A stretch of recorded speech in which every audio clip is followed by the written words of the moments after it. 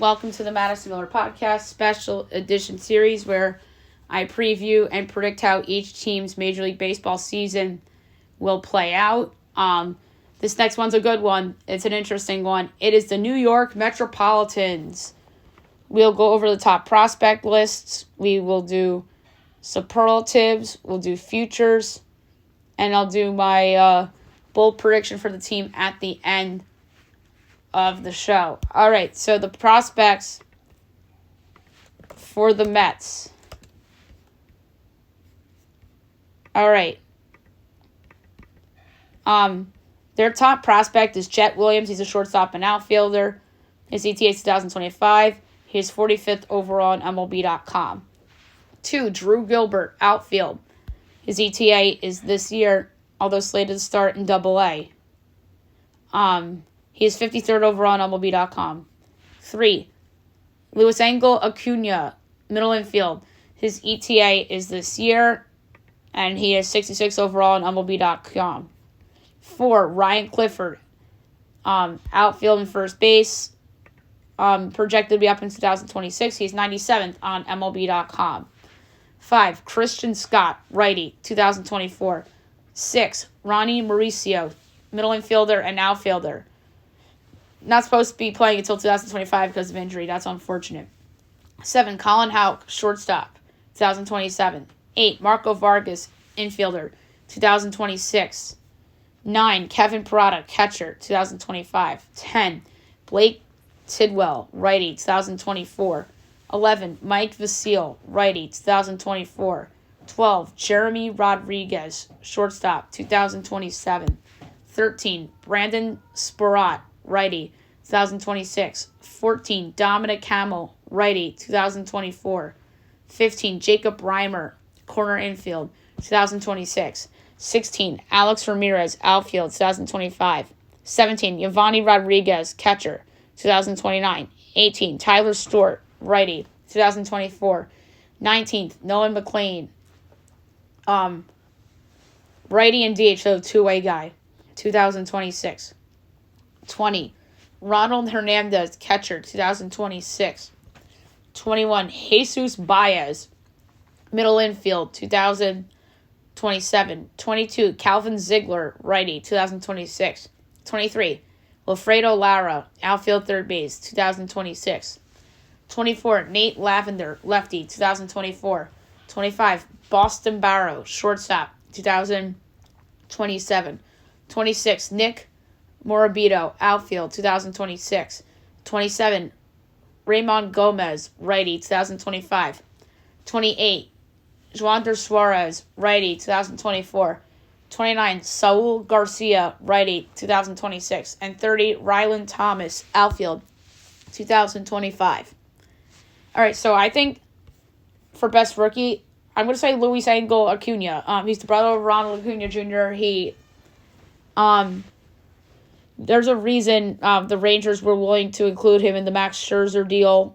And I think that he will ignite the fan base. He can play both middle infield positions.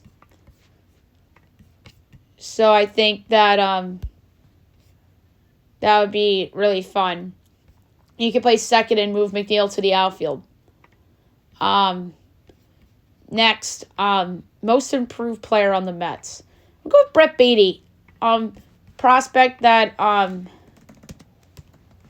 really hasn't lived up to hype yet. And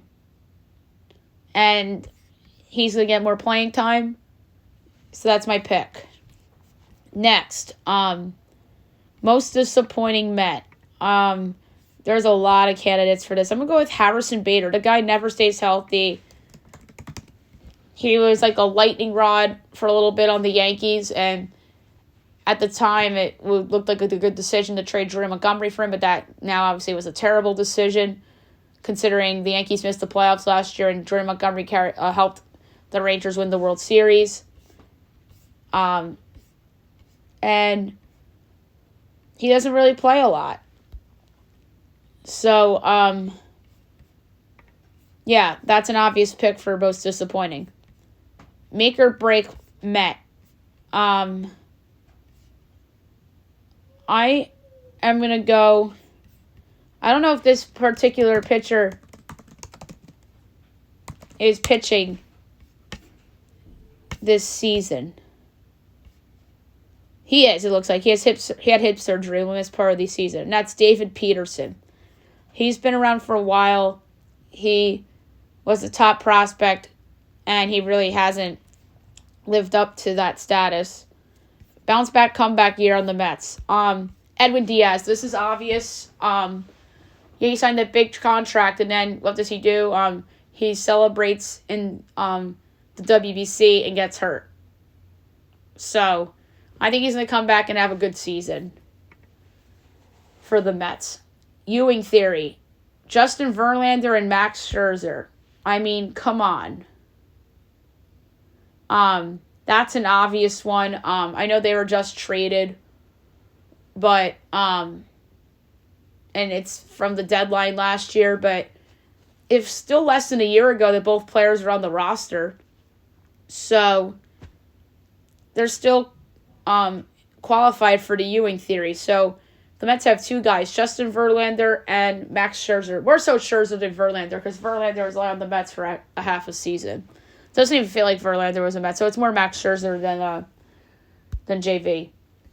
All right, the team ceiling. I think there's a scenario where the Mets surprise some people and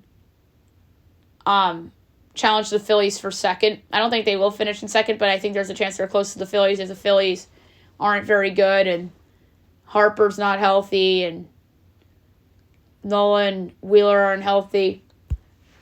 And maybe the Mets pitching exceeds expectations. Senga comes back sooner than expected.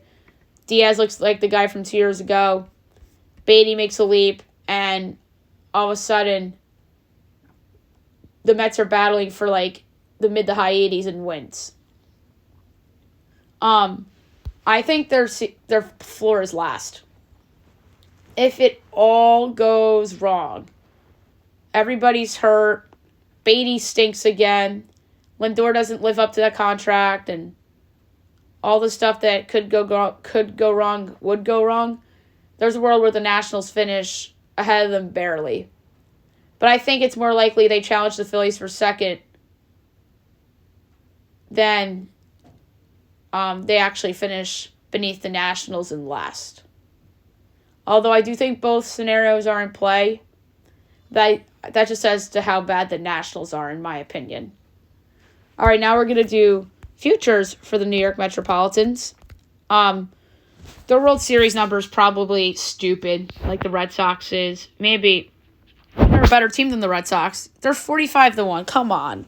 That's ridiculous. To win the NL, they're probably 22-1. 24-1. NLCS, they're probably 12-1. 10-1. To win the division, they are 13-1. Which would have some value if the Mets had the team from last year. Which they don't. They're worse, obviously. Pete Alonso, NL MVP. 25-1. Lindor's 30.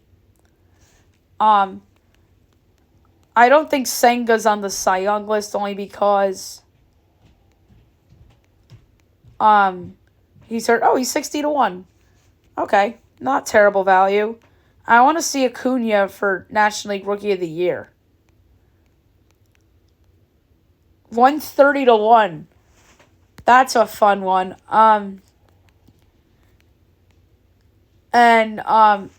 Manager of the Year, Mendoza's 12-1. And the National League Comeback Player of the Year, Diaz is plus 350, the co-favorite with O'Neal Cruz. It's amazing the bias the New York players get. We'll get to the Yankees in the next episode, but there's a couple of numbers that is just clear favoritism towards the New York Yankees. And you could say the same with the Mets with Diaz and then their numbers, like the win totals and such. Mets win totals, 80.5. That's crazy. It's either you're betting on them to finish 500 or better or worse. Or under 500. I think 80.5 is too high. Playoffs. Mets to make the playoffs is 2-1. The nose minus 265. I mean, it's not as absurd as some of the Red Sox stuff, but almost. Pete Alonso home runs is 8-1. Lindor home runs. Where's Lindor on this list? That's someone I want to see on the list for home runs. I saw Alvarez on here, which is crazy. 200-1. Lindor, I don't even see on the list, which is crazy. That's like I didn't see Correa for Minnesota, which is weird. RBIs. Alonso's 12 and where's Lindor?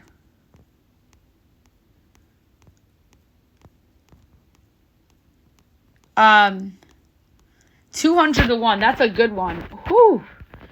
And then Diaz is plus 750 in saves. And I forgot to look at the Hoffman Award for Diaz. See if that has any value. Plus 450 is the favorite. Again, New York bias. All right, a bold prediction for the New York Mets. Or no, I have to pick my favorite future. My favorite Met future is I love the long shots for RBIs. So I'm going to go Lindor RBIs 200-1. Just like Correa RBIs. I'm going to go Lindor RBIs 200-1. I don't know why I love RBI leaders so much. It's just fun to bet on that at such a long shot number. All right, now the bold prediction for the Mets. Spoiler alert for when the standings drop. I think they're going to underachieve. And I think there's a chance they finish in the win total of the 70s, which is disappointing for the Mets. And for them to be a successful season, I think they have to make the playoffs because you're in New York. And I didn't even make my stance with the Brewers. Brewers, to me, playoffs only because they've been there the last couple of years. Sans a new manager, they got rid of Burns. So you could argue winning season or playoffs. I'm going to say high 80s wins and or playoffs for Brewers. And then Twins,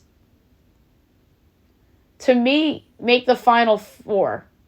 I know that's going to be hard with the AL West contenders and the AL East contenders, but to me, they have to make the LCS because all they do is lose in the first round or in the DS.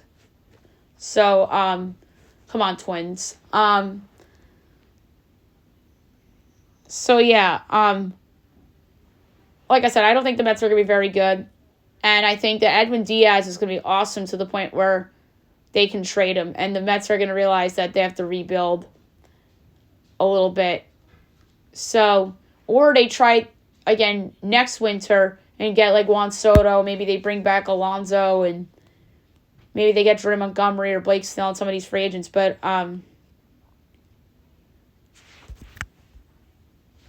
my bold prediction for the Mets is that they trade Edwin Diaz, and I'm going to say that he is traded to a contender, and I'm going to say that he is dealt to the... I have no idea. So, I chose the team. And I think Edwin Diaz gets dealt to a team that the Mets have traded with before, and that is the Chicago Cubs. In return, I think they'll get Michael Busch, who's currently going to start the season on the Cubs. Ben Brown, right-handed pitcher. Lefty Drew Gray. And we'll go with